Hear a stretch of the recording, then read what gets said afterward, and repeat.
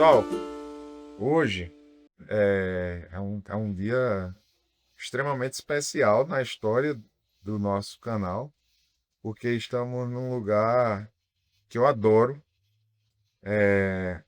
e eu tinha muita vontade de mostrar para vocês esse lugar. Parece um reino encantado. O trabalho feito por essa família aqui é sensacional. Se preparem, que esse vai ser um dos melhores episódios do canal da Fazenda Coruja. Estamos na Iaguara Ecológico, acompanhados aqui da família Peebles, Tatiana, seu David Peebles, em Taquaritinga do Norte, Pernambuco. Taquaritinga fica inserido num brejo de altitude, bem próximo à Fazenda Coruja. Estamos aqui a 22 quilômetros da fazenda, Vizinhos. vizinhos mesmo. Só que um contexto completamente diferente. Tem gente que fala da região Nordeste como se fosse Tudo tudo igual. igual, né? Não, muda Generaliza. muito. Tipo assim, Recife é vizinho a Fortaleza e, e todo mundo se conhece. Mas não é bem assim. E vocês vão entender um pouquinho mais sobre o que eu estou falando hoje. Um prazerzão grande estar aqui. Queria primeiro agradecer, né, a recepção de vocês já de cara e dizer que estou realmente muito feliz de estar aqui gravando com vocês hoje. Não, mas Pedro da família, ele vem quando quer. A porteira sempre aberta.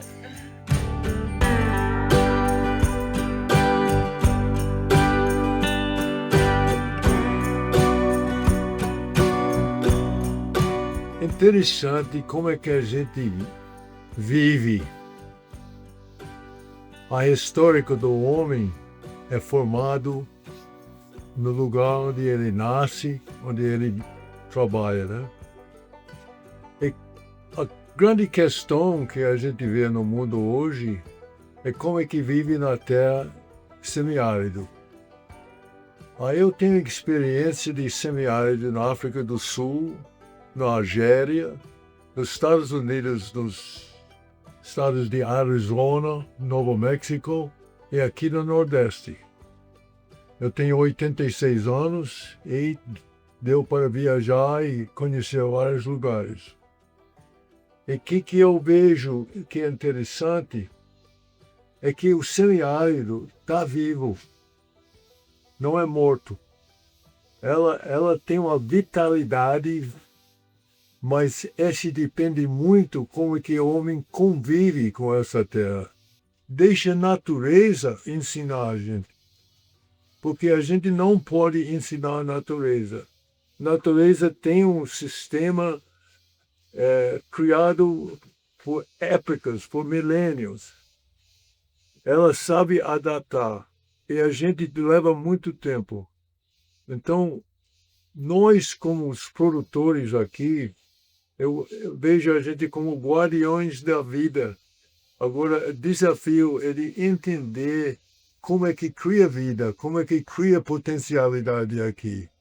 A gente tem que olhar a natureza é como uma coisa que nós tem que ser guardiões, é nós que tem que entender, ajudar ela a ser produtivo, porque essa natureza tem uma força misteriosa que os técnicos chamam fotossíntese, chamam microrhizosimbiose, mas a gente nem entende nada.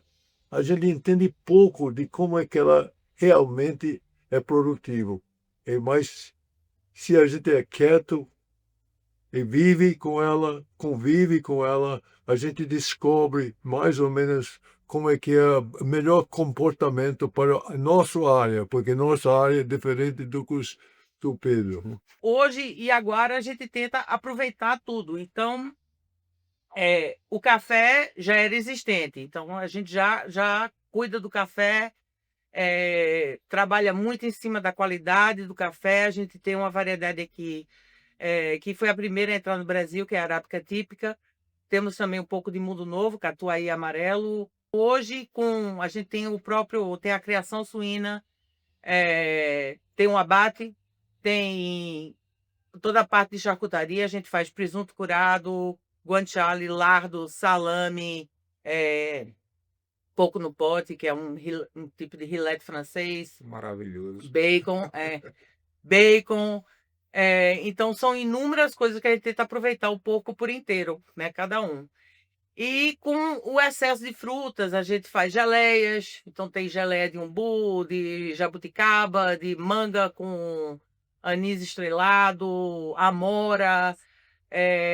Tudo que aparecer, a gente tenta fazer geleia, molho com pimenta. É uma criatividade contínua, uma coisa contínua de criar produtos e fazer coisas que a gente possa levar ao mercado Agregar de valor. acordo com o ciclo do que nós temos aqui. Só explicando um pouco, porque tem gente que não sabe o que é charcutaria, né? E eu entendi perfeitamente quando você disse que iniciou já existia a criação de suínos e você optou pela charcutaria porque era acredito eu, que fosse uma forma eficiente de conservação do produto que você produziria aqui, não é assim? A charcutaria consiste em que, exatamente, tecnicamente? Tecnicamente, a charcutaria é algo que é maturado, é salgado, né, existe uma técnica e tem diversos viés disso, mas basicamente você poder prolongar a vida daquele produto para você poder chegar no mercado, então, ou conservar por um bom tempo, não é uma coisa fresca. Então, Sem uso de nenhum tipo de conservante químico, é só o tempo, a É, cura, é, é, né? é sal, é açúcar, a gente tenta usar tudo quanto é coisa local E natural. e natural. Então, por exemplo, vou dar o exemplo do salame, né? O nosso salame, a gente tem um que é temperado com laranja e erva doce, que é algo, né, bem local. Castanha de caju, outro é pimenta com coentro. E a gente tem o famoso cafetão, que utiliza o nosso café e pimenta do reino. Então, a gente tenta usar coisas que a gente tem aqui para também temperar os nossos produtos. É muito importante esse ciclo. E fora isso, fora todas essas outras coisas, a gente tem o mel, né? Tem um apiário, porque as abelhas são muito importantes para não só as nativas, mas as italianas, que é o caso. A gente tem as nativas, mas não extrai o mel delas, deixa elas fazer o trabalho todo que tem que fazer no campo. E a gente tem as abelhas italianas, do qual a gente extrai o mel.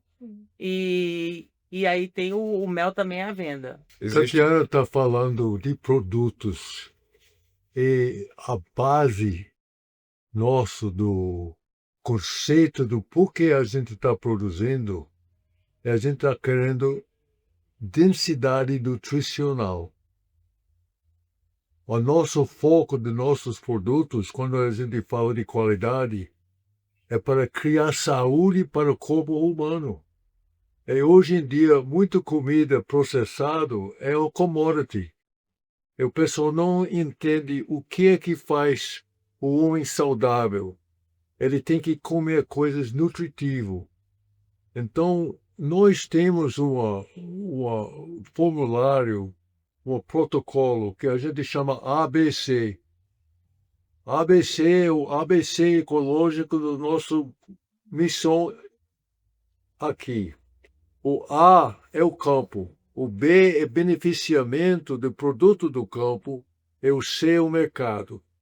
E nosso objetivo nesse ABC é cada etapa entender quais são as boas práticas, porque você tem boas práticas de cuidar de suíno, boas práticas de cuidar de café, boas práticas de cuidar de qualquer coisa que sai da terra, né? E o beneficiamento, se você não tem como você vai agregar valor, você virou uma commodity. Então, quando você vira commodity, você não tem uma coisa singular, você não pode distinguir seu produto de outro. É tudo igual. Tonelada de milho, qual é a diferença de tonelada de milho que é produzido em grandes escalas? Do nosso.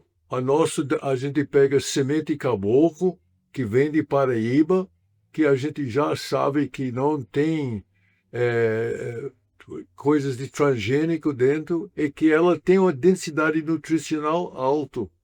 E quando você chega a boas práticas de qualquer produto, você tem que estudar, você tem que dominar. Tatiana, por exemplo, ela cria produtos, mas às vezes leva 5 anos para a gente entender como é que faz. Então imagina quando você está fazendo seu primeiro, né, como um teste, você tem que esperar 2 anos e meio para ver se funcionou, né, para fazer a correção. Então, assim, 2 anos e meio para a gente é nada. É nada. É nada. Vamos tentar mostrar um pouquinho do trabalho de vocês, dos animais. Acho que tem muita gente curiosa para ver. Bora.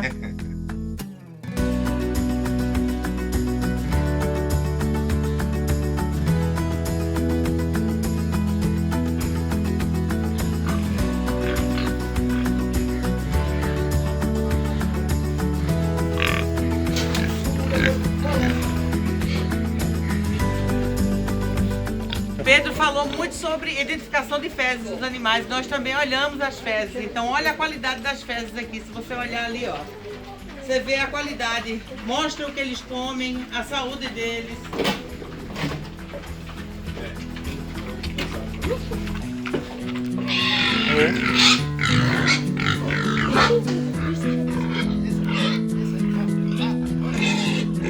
Nós estamos aqui na ala dos suínos, né? Chegamos na hora do lanche deles. O cardápio de hoje para eles foi uma jaquinha partida por Juscelino. E é muito bacana. Chamou minha atenção desde a primeira vez que eu vim aqui, o cuidado que vocês têm com os animais, o tipo de alimentação que é completamente diferente daquele que é mostrado, do que as pessoas estão habituadas a ver. E vocês vão entender aqui em loco por que o produto Iaguara, por que a charcutaria da Iaguara é tão especial. Tá? Tem tudo a ver com esse contexto aqui, com essas pessoas que estão aqui comigo. Eu queria saber primeiro como foi que iniciou, quem trouxe essa ideia de criar suínos aqui em Taquaritinga do Norte. Sabe o que é sonho doido? Você tem um sonho, mas você não sabe fazer, né? Aí, por uma razão ou outra, eu gostava de porco, né? Aí eu disse, eu quero criar porco. Quando eu comprei essa terra aqui, eu pensei que aquela era nosso. Eu descobri que não, era de outra. Aí, então eu botei aqui logo. Aí eu não tinha dinheiro para fazer essas coisas. Foi para o Bandep, o banco. Banco do Estado de Pernambuco, na época. Aí eu tinha um cunhado e disse, seu Davi, você está doido, você não pode tirar financiamento. Por quê? Aí até o banco pedia nada consta, né? Aquela coisa criminal para saber se era gente boa ou não. Aí tirei o empréstimo. Vocês conhecem o presidente Figueiredo? A gente teve uma seca aqui, aí ele deu anistia total a todo mundo. Então ele faz parte do nosso negócio aqui. Ganhei dele. Mas de qualquer jeito, o início disso era que eu gostava de pouco só. Então a gente vai aprendendo. E o que a gente aprendeu com o tempo? Cada espécie de porco, você tem Landrace, Large White, Duroc, Petran, Mora, cada um tem as características, né? Por exemplo, a Landrace e Large White, eles têm uma produtividade boa, eles são boas, eles têm uma estrutura que é assim, né?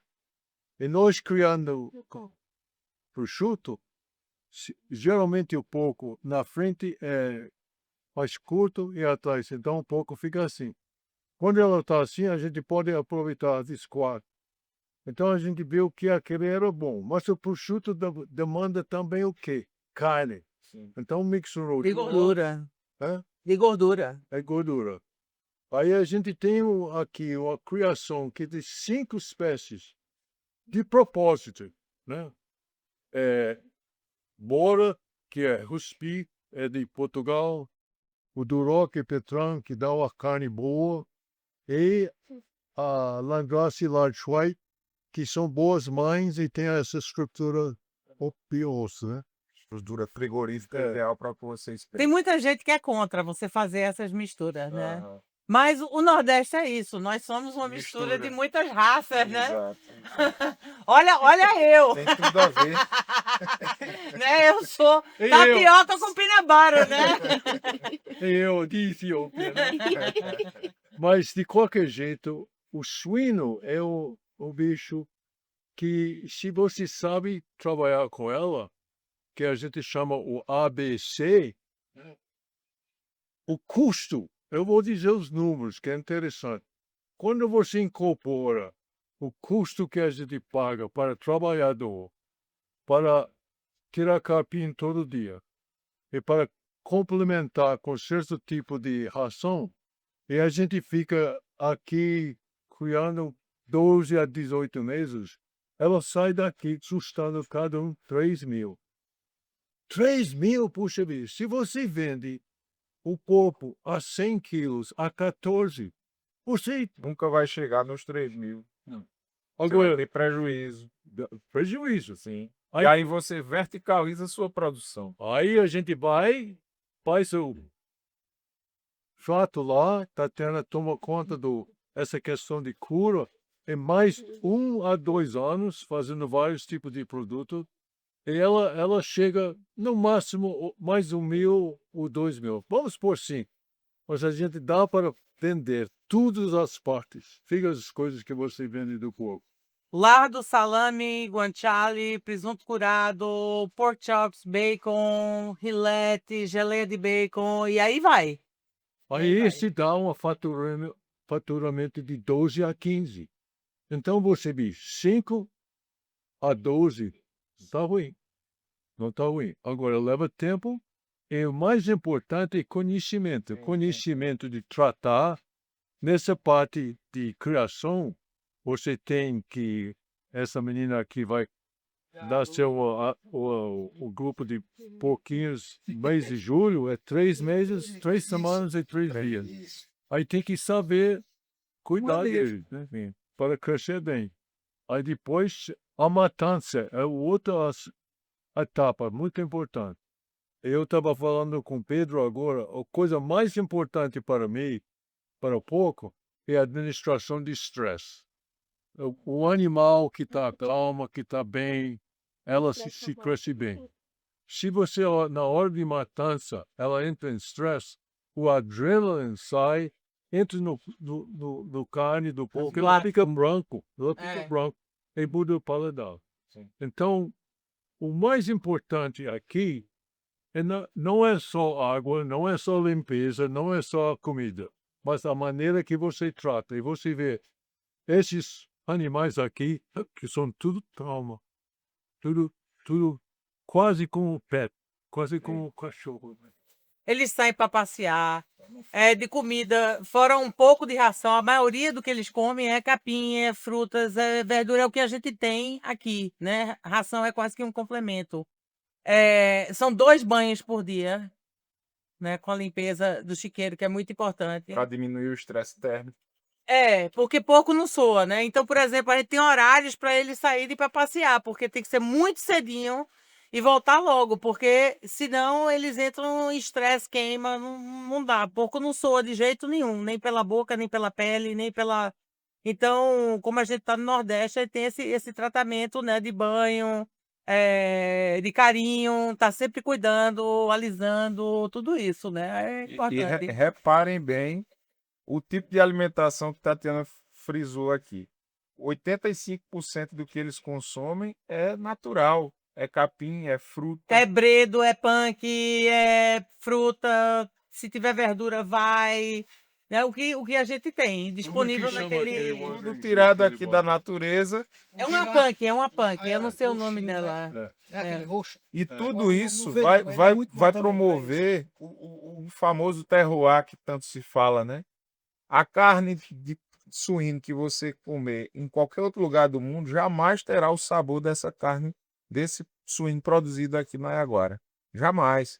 Porque tem alimentos que ele consome que só tem aqui.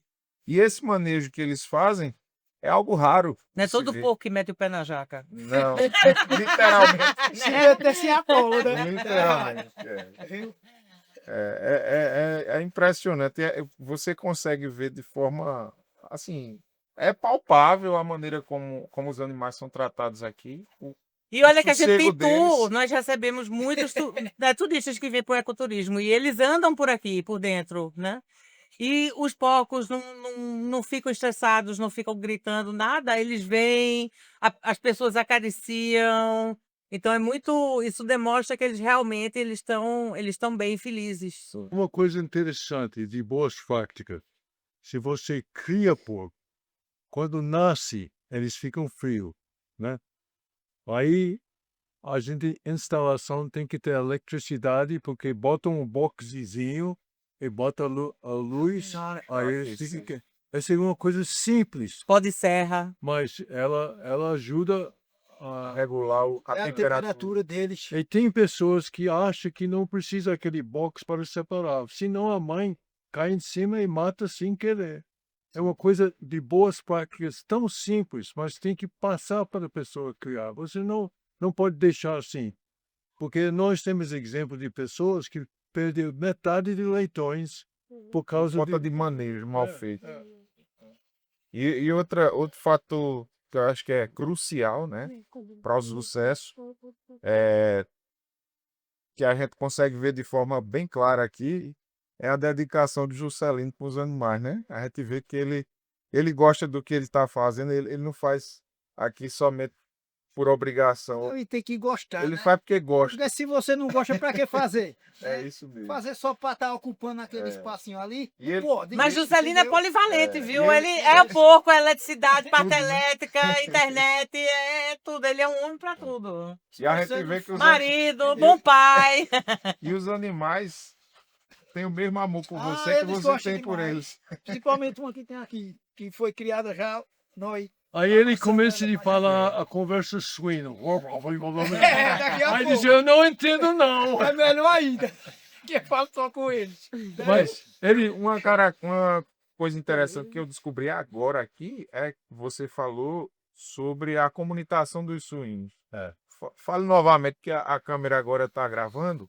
Você falou. O dialeto deles. Ah, assim, eles têm mais de. Dizem que eles têm mais de 300 tipos de som que eles emitem para se comunicar. Aqui a gente sabe, por exemplo, claro que a gente não fala o dialeto completo, né? Mas dá para você entender quando eles têm fome. Você viu que quando ele chegou Faz com a zoada. jaca, eles fazem um certo um barulho dizendo, eita, característico para aqui. né, chegou comida, né? Quando eles estão com dor, quando eles estão, né? É muito interessante isso.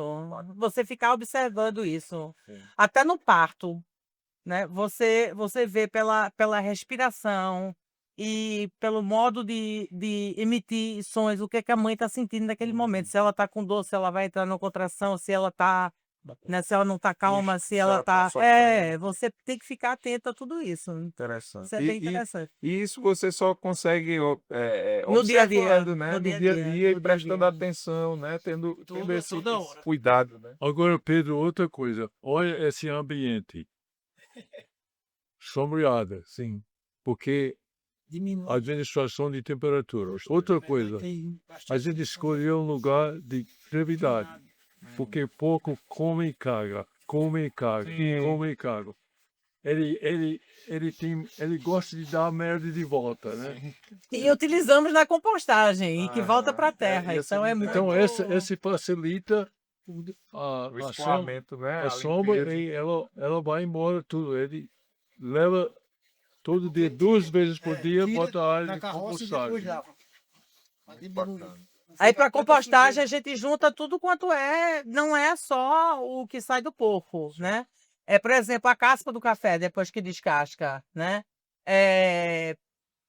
Tronco de árvore morta, carvão. Então é um mix, é uma receita para fazer uma compostagem. Tudo se transforma.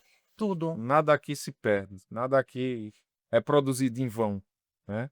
E aquele alimento que vocês levam para a sua mesa, aquele café, aquele presunto, tem história. Vocês estão conhecendo um pouco dessa história agora.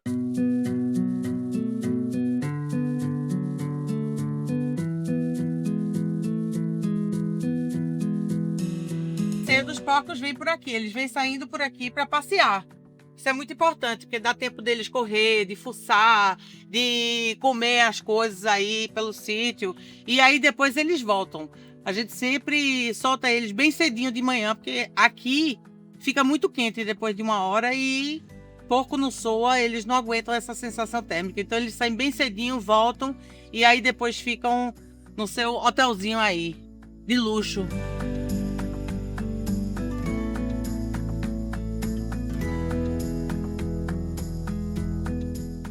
Geleia de manga com anis estrelado, jabuticaba, o favorito de Pedro, porco no pote, que é um rilete que a gente faz com a carne, você cozinha 5 horas com temperos, com vinho branco, até virar um patezinho, põe no pote e cobre com banha. Você imagina o sabor. Né? O famoso, no nosso presunto, né? Aí tem a bandejinha. Nossos salames, tem 4 variedades de salame que a gente faz hoje, que é, como eu disse, tem um cafetão, que é café com pimenta do reino, caché de caju, laranja e erva doce e pimenta e coentro. O mel, né? E para quem gosta de pimenta, tem a manga invocada, que é manga, gengibre e pimenta. Isso é um molhinho que a gente pode botar em tudo. É uma Agora, maravilha. tira tabela de preço também. Olha aqui, para vender. E acerola. Então, isso aqui demonstra que a gente pode fazer produto de tudo que a gente tem, né? Acerola, jabuticaba, manga. Então, a gente sai aproveitando tudo que sai e os produtos, de acordo com o tempo, vão mudando. Então, tem o nosso café Iaguara também, que ontem só sobrou esse pacote aqui ontem. Como o nosso queijo, os produtos Iaguara, boa parte deles tem a certificação do selo Arte. Isso atesta que é um produto artesanal feito pela família, né? E que tem muita qualidade aqui dentro de cada pacotinho desse. A gente tem documentado que em 1713, aqui na frente, tem um grupo de escravos que saiu com indígenas, morava aqui, fazia uma campanha, porque estava se escondendo. Esse era alto, o pessoal ocupava lá embaixo. 1713. 1730, subiu o pessoal lá de baixo e matou tudo. Então, Foi um massacre geral, é. aqui nessa terra. Então é igual Canudos. A gente tem nossos Canudos quase 100 anos antes, né? Então, para mim, essa é uma área sagrada. É uma área sagrada, porque cai o sangue. Sangue de negro, sangue de índio. E o pessoal disse, seu Davi, quando é que você vai fazer loteamento aqui? Meu Deus! Fazer loteamento em cima de uma área sagrada é um pecado mortal mesmo, né? Então, o que eu vejo com isso no futuro? Devagarinho, nós estamos sendo, quer dizer, Taquaritinga, um destino de pessoas visitando, por várias razões. Aí essa é uma área que, tratando de uma maneira um pouco diferente, o pessoal pode entrar, ver a cultura, ver os produtos e sentar e se sentir bem, né? E talvez comece a comer, né? A gente vai andando embaixo desses 2 cajás, você vai ver, tem pedra e tudo. Então é uma área com um pouco de cuidar, a gente vai fazendo ela com a identidade de pessoas de fora que vêm e sentar. E não precisa andar muito, é junto da estrada, né?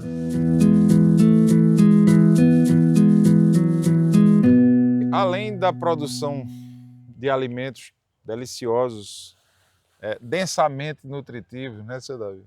A Iaguara também recebe pessoas que valorizam o tipo de cultura que é promovido aqui. E eu queria que vocês falassem um pouco mais sobre o tour que vocês realizam aqui. Hoje em dia tem diversas modalidades, né? Mas assim, começou com a curiosidade das pessoas querer vir e ver, né? E isso é muito importante, porque, como eu disse antes, assim, Na cidade eles perderam o elo entre o campo e a comida e eles não sabem mais de onde vêm as coisas. Então, a gente ter um tour aqui para as pessoas verem é muito importante. Então, temos hoje duas modalidades, temos outras também, mas duas modalidades bem populares, que é o mini tour. Aí as pessoas vêm, aí começa por aqui nessa área, a gente começa a palestrar sobre a fazenda, o que é que a gente faz, tudo, para eles conhecerem melhor. E aí a gente sai andando pela fazenda, mostrando tudo, a área de produção, tal. Tem uma mini aula de abelha, mostra como é a torra do café. E aí desce, vê os porquinhos, aí volta, termina na lojinha. Sim. Então esse é um tour rápido, dura mais ou menos, incluindo o tempo que eles passam na lojinha, que passam bastante tempo, dá umas 3 horas. Sim. A outra modalidade é o Mesa Iaguara. Que foi a que me trouxe aqui a primeira vez. Foi. Aí o Mesa Iaguara, as pessoas vêm, mesma coisa, faz o tour, aí, mas depois do tour vai para uma área que a gente tem uma mesa grande e servimos um almoço usando os produtos locais. Sim. Então o almoço não é só nossos produtos, é os produtos de pessoas que, né, verduras e coisas que os produtores aqui ao redor, seus produtos, produtos de outros, a gente faz um almoço Fantástico. bem Farto. bem farto. E as pessoas gostam muito. Sim. Então tem essas modalidades, as pessoas virem. Aí é muito fácil. Entra no website iaguara.com.br, tem lá visitas e pode entrar. Também no Instagram, Sim. no link da bio, já tem todos os eventos que a gente vai ter até agosto. E a pessoa entra, faz a reserva, paga e... Iaguara Ecológico é o endereço do Não Instagram. é iaguara.com.br. Com Y, tá, gente? Com Y. Geralmente no Iaguara Recebe, vocês trazem chefes de cozinha para... Essa é outra modalidade que tem o Iaguara Recebe, que quando os chefes vêm aqui, eles cozinham Sim. junto comigo. O Mesa Iaguara sou eu mesmo que faço. Sim. Né? A gente tem vivência Iaguara de vez em quando tem um chefe ou algum produtor que quer dar uma aula, mostrar como é que é feito, por exemplo, como é que faz pães de fermentação, como é que faz outras coisas aí, a gente faz uma vivência. Então tem várias coisas que acontecem ao longo do ano, né? Então a Isso. programação está sempre ali na... E o tipo de público varia de acordo com a modalidade, não é assim? Porque tem pessoas mais ligadas à questão da culinária, né, que entendem um pouco mais dos tem processos. pessoas que têm, por exemplo, crianças que querem que as crianças vejam tudo, mas não quer passar um longo tempo. Sim. Né? Porque o Mesa Iaguara realmente é quase que o dia todo, né? Você tour, mais almoço e tudo isso. O legal do Mesa Iaguara é que é uma mesa contínua. Sim. Então tá todo mundo sentado naquela mesma mesa e conversam muito, falam muito. Interagem. É tão né? interessante que depois do almoço, raramente se vê fotos no Instagram. Uhum. Porque as pessoas literalmente esquecem do telefone. Não existe. Exato. O telefone já era, esquecem, estão Ótimo. totalmente envolvidos no ambiente. Isso aí eu acho que deve ser o principal sinal que deu tudo certo. Que deu tudo certo. Ninguém está querendo saber de telefone. Exatamente. Eu fico feliz quando eles dão aquela pausa. Então Muito isso é bem bom. legal. O Pedro, eu sempre quando esse pessoal vem, no fim eu pergunto a eles, o que foi destacado para você? O que você impressionou mais? E você tem algumas recomendações para nós? A síntese de a coisa que tem o maior feedback, que gostava o quê? A conversa. Interação. Não é somente a área, mas a conversa não só conosco, mas entre deles. Tatiana falou do almoço, né? Uma das coisas do almoço é a confraternidade, pessoas conversando um com o outro, né? Ao redor da mesa, né? Que eles não sabiam. E nós temos aqui, morreu recentemente, o fundador italiano do movimento chama Slow Food Movement. Aí ele falou, a área sagrada é a cozinha. E a mesa de comer, geralmente na cozinha, é onde você conversa com pessoas. Sim. Você passa. Então a gente está notando que aqui, essas mesas, essas coisas sentadas, é para pessoas conversar, dialogar. O evento, ok, produto, ok. Mas o valor que eles dão à visita é a socialização, é o diálogo. No final das contas, elas voltam a ser gente, É. né? Deixa Tá um pouco a faltando, máquina de tá lado. faltando, né? É. Isso.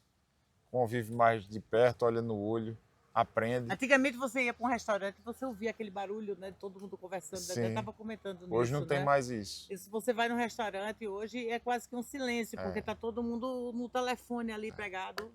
É mãe, pai, é criança, tudo É. tem que resgatar, né? Tem que ter aí agora para resgatar. E o coruja, né? Eu bebê hoje em dia, antigamente, é a mãe assim. Aí teve um artista que disse, a cara do mãe, qual é agora? O bebê está vendo isso, né? Só Você que chegou e assistiu até aqui, vocês não podem deixar de visitar aí agora. É uma experiência única que ao menos uma vez na vida vocês têm que viver. E eu garanto que vocês vão querer vivê-la muitas outras vezes. Vem para agora. Vem-te embora.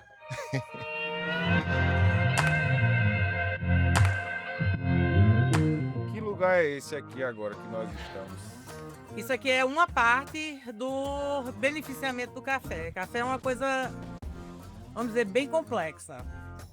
Você tem a parte do campo e aí você tem a parte da colheita. A colheita aqui é toda manual, com balaio. A gente colhe só o fruto maduro.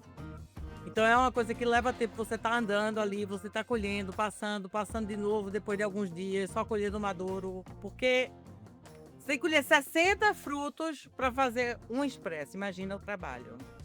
Aí depois, quando o fruto chega aqui no final do dia, você tem opções como produtor. Você pode secar o café naturalmente, que é só colocar no terreiro o fruto. Isso leva mais ou menos, você passando o rodo todo dia, leva ao menos uns 4 meses. E tem um viés de sabor. Ou você pode fazer o que a gente faz aqui, que é o cereja descascada, que tem outro viés de sabor e a secagem é mais rápida. Então o café chegando aqui, ele entra lá, a cereja entra lá naquele primeiro caixote ali. Ele sobe por esse elevador aqui atrás, tá? Ele vem aqui para essa máquina aqui. A parte superior dela tira qualquer galho, folha, essas coisas que podem ter caído no balaio. Aí entra nesse tanque. Esse tanque é o quê? Tá cheio d'água. Então o que acontece? É uma coisa que nem antigamente. A gente botava feijão na água, o que subia era boia. Então, em termos de boas práticas, começa aqui também, porque sobe a boia, ele já separa a boia do resto do fruto. E como somos seres humanos, ainda cai um pouco de fruto verde dentro do balaio. Mas essa máquina aqui, que descasca, ela não consegue descascar o verde. Então, ela já separa aqui o verde, porque ela não consegue descascar. E aí, o café descascado, o cereja, sai aqui. Então, sai o grão rodeado de polpa aqui, e a casca cai ali, que a gente reaproveita para compostagem. eu chamo esse a fábrica de chocolate de Willy Wonka. Aquele filme você já conhece, né? Sim. Aí vem à tarde os lupa-lutas para o pessoal Ele quer ser trabalhando. Willy Wonka e Porque eu sou realmente, Umpa-Lumpa junto com o resto. quando você trata bem do café, a nossa espécie arábica típica, ela tem o paladar de chocolate. Agora, você que gosta do o chá mais do que café, ok, mas ela tem isso. Agora, só quando você tem boas práticas, quando você investe para tempo e dinheiro para fazer isso. Depois que o café sai aqui, o grão com a polpa, ele entra nessas estufas ali para secagem. E aí ele vai passar uns 15 dias ali. A gente fica monitorando a umidade, né? E aí vai subir para a área de produção lá em cima, que a gente tem um galpão. E lá tem tulhas, que é onde o café vai descansar por um tempinho. Depois do descanso, ele vai ser descascado em outra máquina. Depois ele vai ser classificado por tamanho. Porque você tem que classificar por tamanho, porque senão quando você vai torrar, você está torrando é nada mais que um tambor e uma chama. Sim. Se você torra um grão grande e um grão pequeno, quando esse vem ficar pronto, esse já queimou. Então você está afetando a qualidade. O sabor. Isso. Então a gente tem que classificar por tamanho e ainda tem uma mesa simétrica para passar cada tamanho para tirar qualquer grão que esteja quebrado no processo do maquinário e tudo isso. Então é um negócio bem complexo. Depois daquilo aqui, né, ensaca, depois torra, depois, né, tem embalagem, tem tudo aquilo. Então é um caminho bem complexo. Outro fator interessante, esse maquinaria foi instalado em ano 2000. quer dizer, 26 anos atrás. E olha a manutenção, ela parece nova. Parece não. Então, esse faz parte de cultura de ABC. Se você não toma conta das coisas, eles vão embora. Você tem que investir tempo para tomar conta, né? Aí ela dá um retorno. Quando eu estava matutando de fazer isso, eu tenho um genro que disse, seu Davi, você está gastando dinheiro demais. Eu disse, como? Não precisa isso. Eu disse, ok, vai lá no Minas e vê o que os outros estão fazendo. Aí ele foi passar uma semana na Minas Gerais, viu as boas práticas lá, e voltou e disse, seu Davi, você tem razão. Investimento é diferente do que gasto.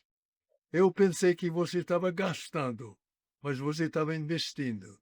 Então, quando você faz boas práticas, que é essencial para ter qualidade, você está investindo em você e sua capacitação e vai precisar de investir em coisas que ajudam você. Tem várias coisas. É diferente do que gastar. Investimento é fundamental. E se você não pode investir tempo, esquece. Porque precisa sua presença. Pedro estava falando de questões, se onde ele não estava presente, não dava resultado. Ele estava falando que ele criava pouco, mas não deu certo porque ele não estava presente. E a presença dá a você o entendimento de que precisa fazer. Sim. O manejo do cafezal que é feito aqui na agora. Tatiana falou que produz o arábica típico. E eu queria que vocês observassem que as plantas, os cafezais, eles ficam embaixo das árvores. Aqui ninguém desmata para produzir café. Muito pelo contrário, né? Onde A tem um mata é cantinho, a gente estratégica. planta.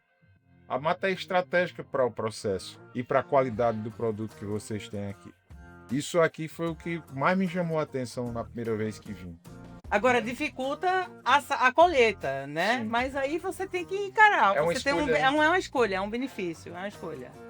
Que dá um diferencial para o produto de vocês. Então aqui, Pedro, vamos dizer, a outra fase do café. Depois que ela já passou por todas aquelas fases lá embaixo e ela fez aquela secagem na estufa, aqui dentro a gente tem 4 tulhas, quando ela fica descansando. Tem a máquina de descascar o café, classificar o café por tamanho e a mesa simétrica. E depois a gente vai ensacar o café e ele fica aí dentro. Armazenado aqui, Se, protegido. por exemplo, a gente tiver uma safra muito grande e não tiver espaço nas estufas, a gente tem esse maquinário aqui na frente, que é um secador, Sim. que ele seca o café. Que aí Então, não tem perigo de perder. Não né? tem perigo de perder. Então, essa estrutura toda, né, é para essa segunda fase. É um plano de contingência. Plano de contingência, plano de contingência. Na época da safra, quantas pessoas são envolvidas no processo de colheita, de secagem? Eu imagino que deva ser a época mais movimentada aqui no segmento. Mas elas são não acontece tudo da mesma hora, né? Então Porque vocês só colhem os que você estão tem a maduros. safra e aí você vai beneficiar o CD, aquilo ali é todo dia. Então os funcionários da fazenda. A secagem tem uma pessoa que é responsável todo dia por estar, né, cuidando daquela secagem e tudo. Depois de 15 dias ele traz para cá, para a tulha, né? Sim. Aí você tem o tempo de descanso na tulha, e para operar esse maquinário aí dentro, para descascar o café, classificar para o tamanho e passar pela mesa de simétrica, são basicamente 3 pessoas. Geralmente o período de safra compreende de que época a que época? Geralmente na nossa área aqui, Taquaritinga, a safra percorre agosto, setembro, outubro. Mas como a gente teve um atraso de chuva, né, nosso maior sócio, Deus não avisou, aí a gente está lá. Esse ano vai ser a primeira vez na minha vida que a gente vai colher café em novembro. Danou-se. Muito bem. Né? Então, são mais ou menos 2 a 3 meses de colheita, né? Você tem secagem, para vir na tulha para descansar, para depois estar passando aqui. Sim. Aí depois que você tá já ensacado, vai ser o processo de torra, que é o que a gente vai ver agora. Esse gap aí de tempo vai influenciar no valor do produto final? Atrapalha, ajuda? Você está dizendo o influencia descanso na tulha? Não, eu digo o atraso na colheita. Você disse que pela primeira vez na vida Para vai... mim não influencia em nada, é indiferente. Porque o seu produto não é uma commodity, né? Seu produto é um produto A especial. única preocupação que a gente tem em novembro é o calor, Sim.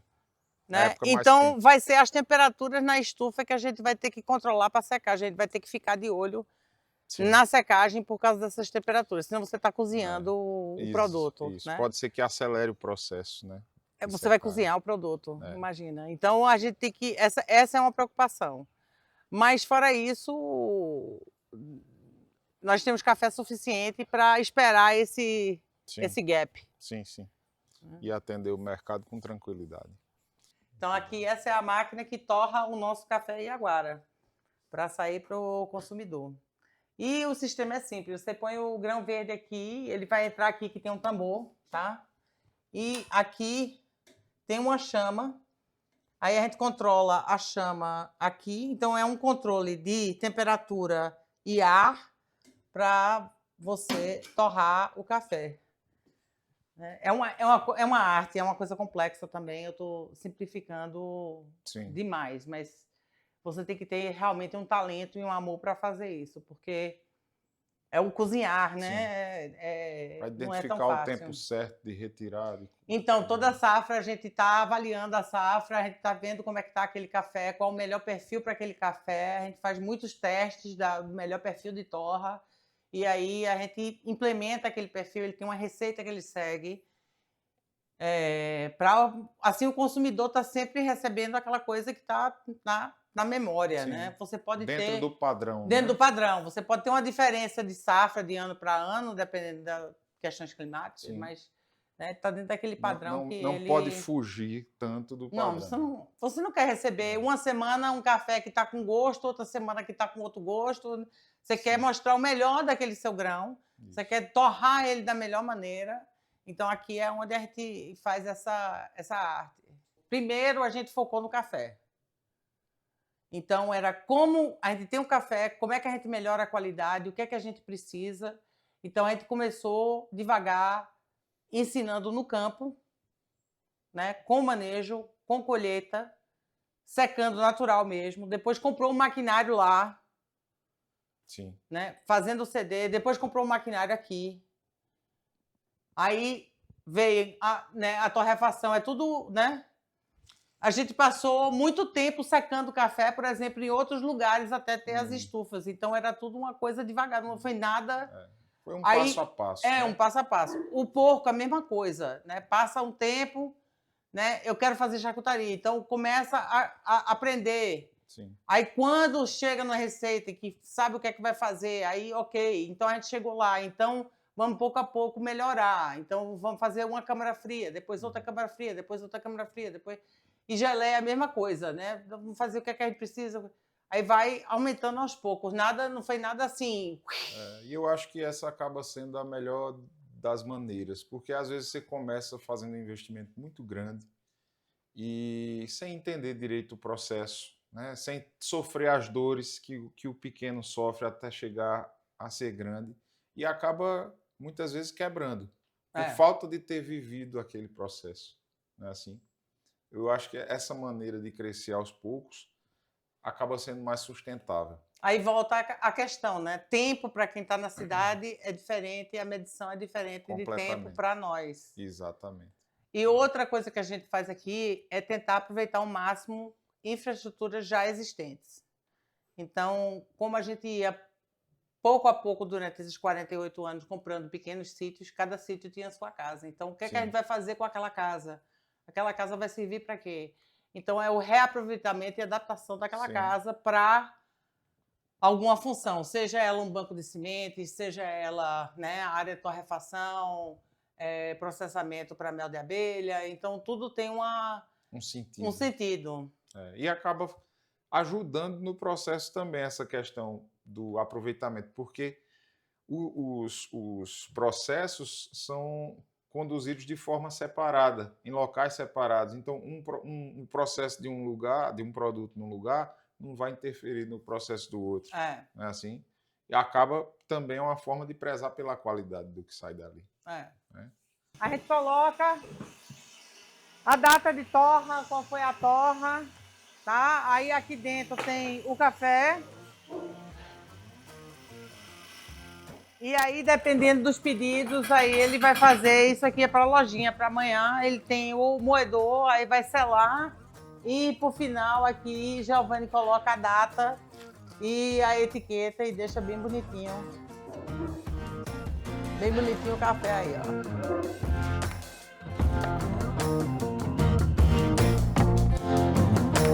Vocês já viram lá embaixo a nossa criação, a pocilga, né, como chamam, onde cria os porcos. E agora a gente está na cozinha onde a gente trabalha já as carnes. Eu vou levar vocês para dentro de uma das câmaras frias que nós temos 3, para mostrar um pouco do nosso presunto e salame e guanciale para vocês. Bora? Essa câmara aqui atrás é onde o presunto ele vai ficar mais na secagem, não na maturação. Ele ainda está jovem aí. Leva 2 anos e meio para um presunto curado ficar pronto. Então, e ele passa por 3 estágios ou 3 câmaras frias diferentes. Tem a câmara fria para salga, essa câmara fria que é, né, no meio e a câmara de maturação. Então é um processo complexo, mas aí então eles estão tudo penduradinho ali, lindo. E aqui temos o nosso salame, tá? Então esses salames são todos mais ou menos recentes. O salame já não leva tanto tempo quanto leva um presunto curado. O salame leva 18 dias para ficar pronto. Isso aqui é o guanciale curado, que é a bochecha do porco, né? Que muitas pessoas usam, isso é o que realmente se usa para fazer carbonara. As pessoas dizem, ah, você tem guanciale? Tenho guanciale, mas não tenho em volume grande. O guanciale é a bochecha, cada porco só tem 2. E como a gente tem, assim, 2 a 3 abates por mês, você pode imaginar que isso aqui é uma raridade, uma coisa a ser apreciada. O presunto curado, por exemplo, quando a gente vai mandar um presunto inteiro, a gente tem que estar testando ele para ver como é que ele está. E para isso a gente usa um osso de cavalo. E aí o osso do cavalo você enfia dentro do presunto e você tira rapidamente e você, pelo cheiro, você sabe se ele está bem ou não e depois você fecha aquela onde você penetrou. Mas existe uma explicação para o osso do cavalo? É cultural ou tem a finalidade específica? Eu acho que eu não posso lhe dizer a finalidade específica, sempre foi osso de cavalo, porque eu acho que pode ser a densidade do osso e também porque ela não pega, ela não fica com nenhum cheiro. Ela absorve o cheiro que você está retirando e dependendo da largura você pode sentir, ó, ela dentro ela tá assim, com esse cheiro da ponta, no meio, entendeu? Você tá cheirando. Entendi. Aí tem que perguntar aos italianos e espanhóis por que eles Que escolheram inventaram isso. o cavalo, o pobre do cavalo. Interessante. Mas é isso. E aí a gente teve que comprar na Espanha, a gente comprou na Espanha e trouxe pra cá No Brasil não se abate cavalo, tem que comprar lá. não tem. Mas você sabe que osso é que usa? É o da costela? Que tem alguma parte específica do... Como eles formatam aquele osso para fazer uma coisa que perfura, aí eu não tenho nem ideia, mas eu creio que seja das pernas. Esse aqui é o ossinho que a gente usa para testar o presunto. Então você enfia e quando você tira, você pode cheirar. Aí pelo cheiro você sabe como é que tá aquele presunto. Não só pelo cheiro, quando você está colocando, você sente também, né, como é que tá ela, como é que tá tudo, né? Não da entrada. Então esse é o famoso ossinho do cavalo. Ó, deixa eu lhe mostrar aqui. Então, por exemplo, isso aqui é o presunto, né? Aí aqui, depois que a gente faz o abate, a gente faz uma limpeza, tem alguns ossos que a gente tira. E aí tem que passar um rolo para tirar o sangue que está dentro das veias, senão ele apodrece, né, dentro e fora tá lindo. Acontece, tem muita gente assim, né, podre por dentro e lindo por fora. Aí a gente faz essa limpeza e ele vai para a salga. Dependendo do peso, vai ser receita da salga que passa um tempo na salga. E aí depois que ele sai da salga, ele é lavado. Geralmente a gente vem aqui, essa câmara fria tem mais vento, tá? Ele seca por umas 48 horas e aí a gente passa a própria banha do porco com pimenta, que é um antibactericida por fora, que é chamado, os italianos chamam de sugna. E aí ele fica secando. Isso é uma capa protetora, igual que queijo, que tem uns queijinhos que tem uma capa protetora. Então fica açúcar aqui e aqui ele vai secar. Aí cada presunto ele tem o que a gente chama de um RG. A gente sabe quem é a mãe, quem é o pai, o número do porco, o número da peça, a data de abate, a receita que foi usada. E cada um deles tem uma ficha que a gente acompanha semanalmente como é que está cada presunto.